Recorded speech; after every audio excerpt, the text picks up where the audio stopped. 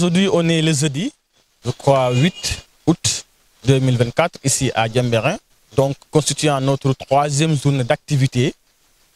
Pour rappel, au réveil ce matin, comme toutes les matinées, nous avons effectué la levée des couleurs. C'est une activité, nous avons l'habitude de le faire ici, pour non seulement permettre aux jeunes de, en tout cas, être réinformés de nouveau, sensibilisés sur l'importance non seulement de notre couleur, mais également sur le civisme. Parce que n'oubliez pas que si on est là, c'est parce que derrière tout cela, il y a l'engagement de la jeunesse. Après la levée des couleurs, c'est suivi l'activité de reboisement de filao. Aujourd'hui, contrairement à hier et avant-hier, nous avons reboisé 400 plants sur terre, ici au niveau de la dune de Diembéring. Et après cette activité de reboisement-là, ça n'est suivi une petite pause, effectivement, qui entre dans le cadre du déjeuner. Et à partir de 16h30, nous allons continuer les activités de la journée. Et ces activités-là seront des formations comme toutes les après-midi également. Aujourd'hui, nous aurons deux thématiques qui seront discutées. La première thématique va intéresser la finance climatique, mais également l'économie verte. Après cette séance-là, nous aurons une séance qui portera sur la communication et sensibilisation sur le système des épis.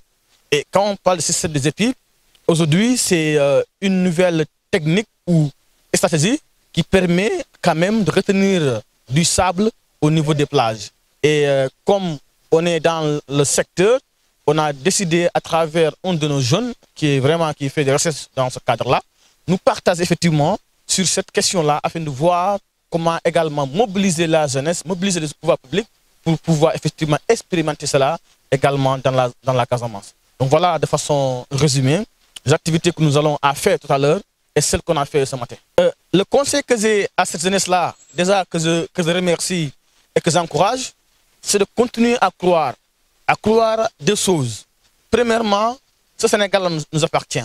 Donc le développement de ce pays-là ne fera pas sans nous. Deuxième chose que je voudrais leur demander, c'est de savoir que les problèmes liés à l'environnement, c'est vrai, ça nécessite des moyens, mais il y a des choses que nous pouvons faire. Il ne faudrait pas souvent penser globalement.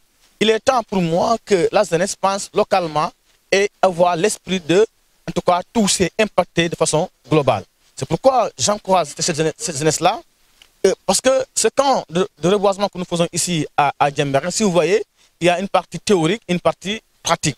Et la partie théorique a tout simplement comme but, une fois que nous quittons ce camp-là, parce que les jeunes viennent de toutes les communes de Casamance et tous les départements de Casamance, ou bien de Ziguinchor.